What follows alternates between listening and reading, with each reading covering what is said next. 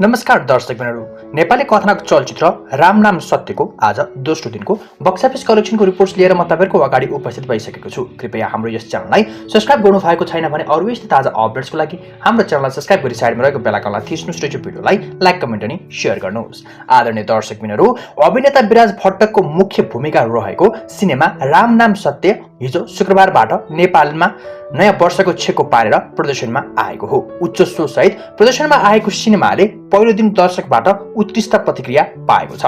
विशेष गरी दर्शकले विराजको एक्सन अवतारलाई रुचाएका छन्। यसै त एक्सन किङको नामले चिन्ने विराज भट्टलाई यस चलचित्रमा एक्सनमा देख्न पाउँदा दर्शकहरू निकै उत्साहित भएको देखिन्छ।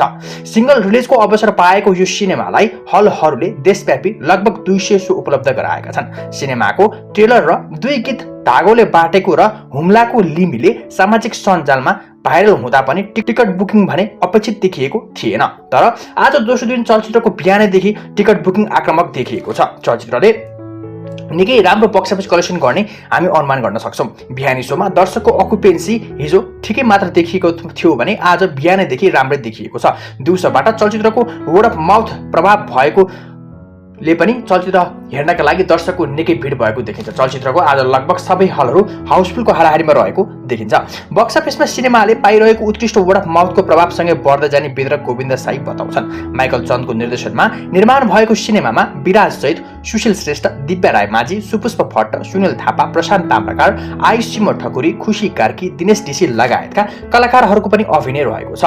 माइकल इन्टरटेनमेन्टको हाउसको प्रस्तुतिमा निर्देशक चन्द स्वयंले लेखन रहेको सिनेमामा उपेन्द्र शाही र श्वेता विमलीको लगानी छ भने किशोर भट्ट, राजेन्द्र भट्ट र अर्जुन सुनार कार्यकारी निर्मातामा रहेका छन्। सिनेमामा मानकृष्ण महर्जनको डिओपी, श्रीकृष्णको द्वन्द निर्देशन, वन्दे प्रसादको सम्पादन, सियोन श्रेष्ठको कोरियोग्राफी, बाबुल गिरी, अर्जुन पोखरेल, एसटी योगी र नवाज अन्सारीको सङ्गीत तथा कलाचरणको पार्श्व सङ्गीत रहेको छ। नेपाली कथानक चलचित्र राम नाम सत्यले आज दोस्रो दिनमा पनि राम्रै बक्स अफिस कलेक्सन गरिरहेको छ।